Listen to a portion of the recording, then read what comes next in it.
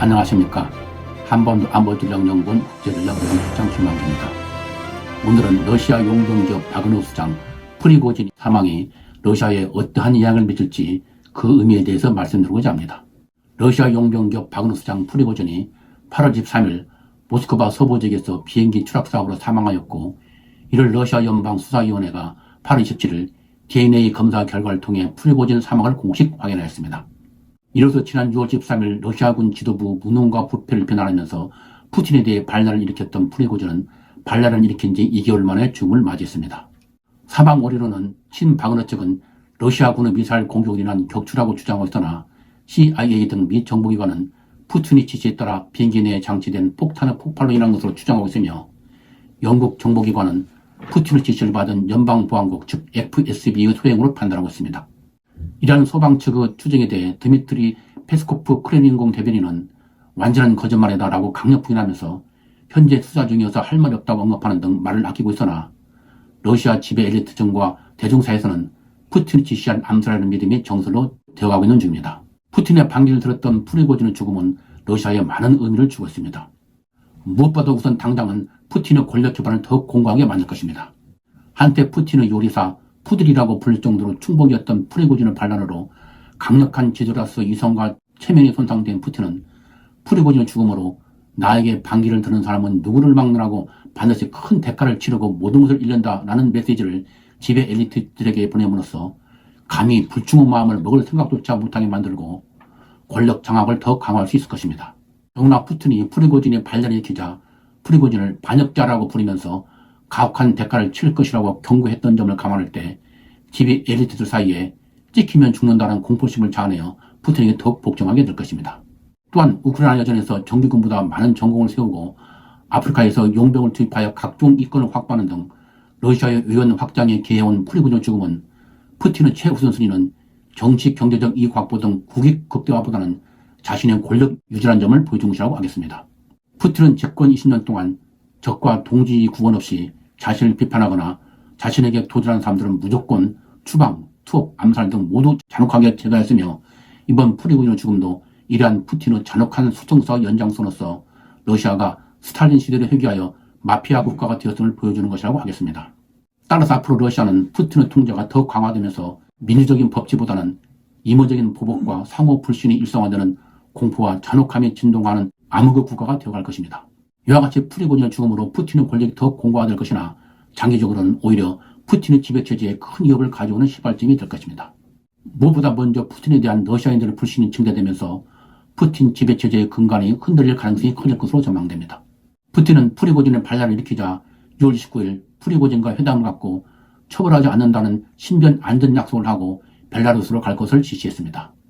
그러나 푸틴은 이 약속을 깨고 프리고진을 살해함으로써 약속을 지키지 않는 사람이라는 것을 러시아인들에게 깊이 각인시켰습니다. 이는 당초 혼장담과는 달리 우크라이나 유전이 장기화되고 서방의 경제 제재가 심화되면서 고통을 겪고 있는 러시아인들의 푸틴에 대한 신뢰가 점점 하락되어가는 추세에 맞물려 푸틴은 믿을 수 없는 사람이라는 이미지를 더욱 심어주어 민심 이반을 가속화시킬 가능성을 높일 것입니다. 이러한 러시아인들의 푸틴에 대한 불신 확대는 비록 공포정치 때문에 당장은 외부로 표출되지 못하지만 내부적으로 쌓이면서 언젠가는 어떤 우발적 사건을 계기로 폭발할 가능성이 있다고 할 것입니다. 둘째, 프리고진을 진정한 국가의 영웅으로 보는 애국단체들과 러시아인들의 분노를 초래하여 반푸틴 분위기가 확산될 가능성이 크다고 합니다. 프리고진이 사망하자 러시아 당국이 놀랄 정도로 24개 도시 등 전국 각지에서 시민들이 자발적으로 분향소를 만들고 시민들의 분향이 끊이지 않는 등 프리고진을 애도하는 물결이 전국적으로 확산되면서 이러한 러시아인들의 애도 분위기가 언제든지 반푸틴 정서로 변할 가능성이 잠재되어 있으며, 이는 푸틴의 국정 운영에 큰 부담으로 작용할 소지가 크다고 하겠습니다. 이러한 러시아인들의 프리고진 애도 물결은 프리고진의 우크라이나전에서의 전공과 특히 프리고진이 러시아군 지도부 부패와 무능을 공개적으로 신랄하게 비판했던 것에 대해 러시아인들이 광범위하게 공감하고 있음을 보여주는 것으로 향후 푸틴 지배체제에 커다란 도전이 될 것으로 전망됩니다. 마지막으로 바그너 용병들과 프리고진은 러시아군 지도부 비판에 동조하는 일부 군부의 재기 반란 가능성입니다. 바그너 용병들은 프리고진을 최전선에서 용병들과 생사고락을 함께하면서 용병들의 고충을 해결하기 위해 혼신의 힘을 기울인 진정한 지휘관으로 생각하고 있으며, 이에 따라 일부 용병들은 프리고진의 죽음에 대해 모스크바로 두 번째 정의를 위한 행진을 하겠다고 선언하는 등 복수를 다짐하고 있는 상황입니다. 또한 쇼이구 국방장관, 게르시모프 총참모장 등 군 지도부 무능과 부패로 인한 인명과 장비 손실 등으로 우크라이나전에서 고통을 받고 있는 최전선 주둔 군인들은 프리고진을 순교자로 보면서 붕괴하고 있어 이들의 분노가 제2의 반란으로 연기될 가능성도 배제할 수 없다고 하겠습니다.